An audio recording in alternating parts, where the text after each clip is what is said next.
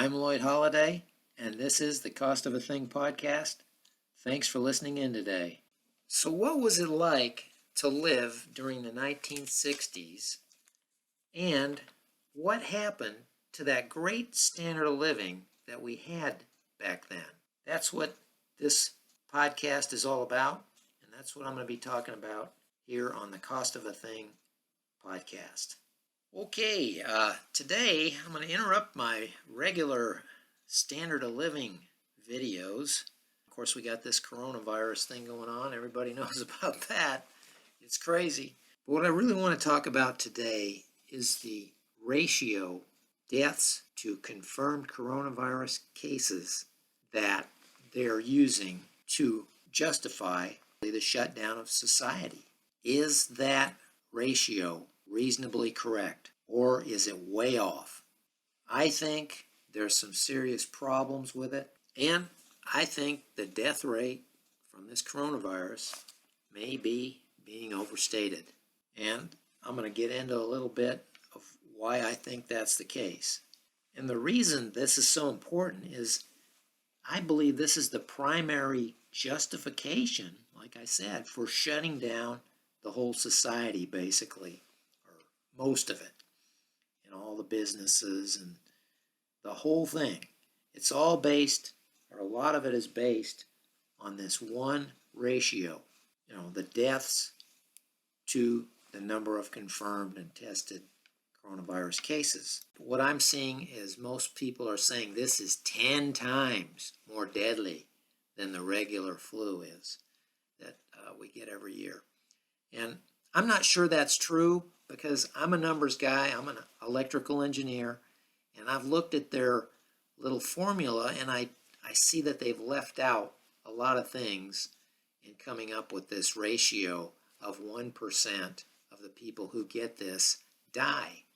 I don't believe that's probably true, and let me define that, because normally in a normal flu season, approximately 1 out of 1,000 people who get the flu end up dying of it. And in this case, they're saying that in the coronavirus, 1 out of 100 people are dying from it. So they're saying it's 10 times worse as far as killing people. So let's look into that. So let's put the formula up there, the ratio of how they're getting this 1% of people who get this thing, who contract the virus, are going to die in general. And of course, that depends on your age. Some of the younger people don't die as much as that, and some of the older people die a lot more than that 1%. But it all averages out to about 1%. On the top of that equation, you have the number of deaths, and on the bottom of the equation, you have the number of confirmed and tested coronavirus cases. Okay, they know both of those. They know how many tested cases there are, and they know how many deaths there are. I'm not disputing that. So that's how they're getting that number. As you can see there, it comes out to 1% of the people who get it are dying, according to the confirmed tested cases. The problem I have is I'm not disputing the deaths. They know exactly how many people have died of this thing, or pretty close. It's the cases, the number of confirmed and tested cases that have tested positive. I think that may be a lot higher than their confirmed tested cases is showing. Because a lot of people, guess what? They don't get tested, number one. Number two, they get a little cold. They may not have a severe reaction to this. Their reaction to the coronavirus might just be a little cold, or even less.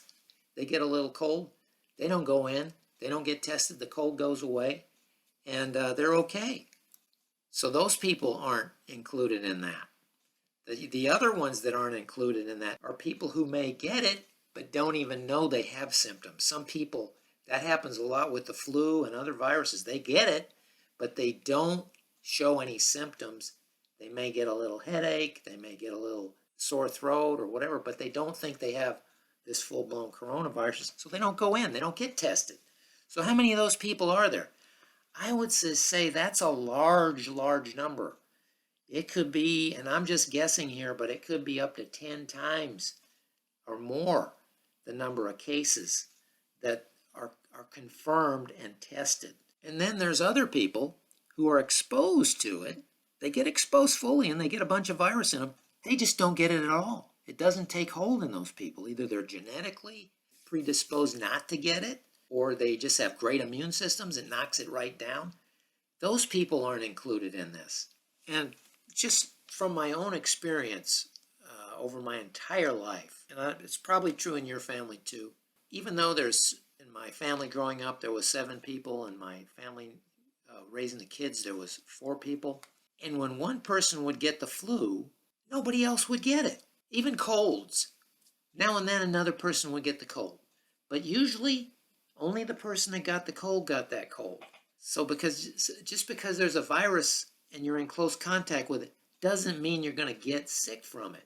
I can't tell you the number of times my wife would get the flu. For a while, we even lived in an RV together. And that's very close quarters. You only got about 200 square feet in that motorhome. Well, I never got sick when she got sick with the flu or colds. And vice versa. She never got sick when I would get sick. So the idea that everybody's going to get this thing, or that's how viruses behave, now that's just from my own experience. So they're projecting this as if everybody's going to get it. The whole 330 million in the United States is going to get this flu, and then they're going to die at this 1% rate. And so you're going to have 3 million dead Americans from this. That's their worst projection, and that's what they're proposing. And that's what they're using, again, as justification for this thing, to shut down the society. So there's a lot of hysteria. There's a lot of fear-mongering going on. I really can't believe that this is actually happening and that people have bought into that. But I hope that I'm proven right and everybody sees that this is a lot more limited than they are estimating, or they've tried to estimate now. So I believe, and this is my own experience, that certain people are vulnerable to certain specific viruses. Not all people are vulnerable to all viruses. There must be some kind of special receptors that they have to have, and it's only certain people that have that. And of course, I'd like to see more studies on that kind of thing. How these viruses spread among people. Maybe they'll do that. So what I'm seeing here is the only people included are the fairly severe cases that come in and go to the doctor or to the hospital. They report in.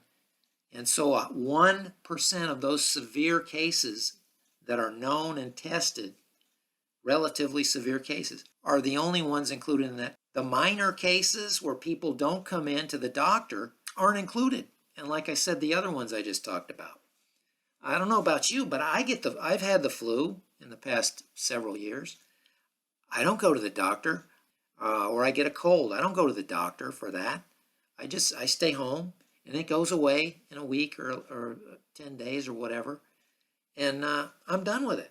Or something like that. I don't go to the doctor for the flu or a cold, and many people don't, so they stay home. So how many of those are out there in those categories that I just talked about? It could be a lot. It could be 10 times or more what they're showing there, or more than that even. So I'm questioning this and whether this whole thing is even necessary. It may be that this stuff is no more dangerous than the actual normal flu that we get every year. And we don't shut down anything for the normal flu. We just accept it as part of the way of things. And this thing, this could be a big hoax. If it's like I think, and there's all these other people out there who are getting it and not reporting it, or they're being exposed and they just don't get it, if it's like I think, it could be basically this thing is no worse than the regular flu. So are all these other people out there that are not being counted as confirmed tested cases the missing link that is making it look like this coronavirus is 10 times worse as far as killing people than the regular flu virus? I think it may be. And if you just look at that equation up there, if that bottom number, the denominator, is 10 times larger, then the death rate from the coronavirus would go to 0.1%, a tenth of what they have it at now, which is 1%. And that would be the same death rate as the normal flu has every year, or most years in the United States and the world. How will we find out if I'm right or if they're right? Well, it may come out in weeks and months ahead, but if less people end up dying than they think, they may not want to admit that it wasn't as bad as they thought and that they went into hysteria over this. They may just say, well, there's less people died because we took all these actions and we saved everybody's life. And that's a typical response from politicians. They don't want to admit that they caused this upheaval in our lives and the economy because they didn't look at the number correctly as they should have. And this is why numbers matter. It could be the difference between this widespread hysteria and destruction of our economy or just a normal way of life that we have normally when the flu is out there. And that's why numbers matter. I don't know how they could make a major screw up like this, but it's certainly possible.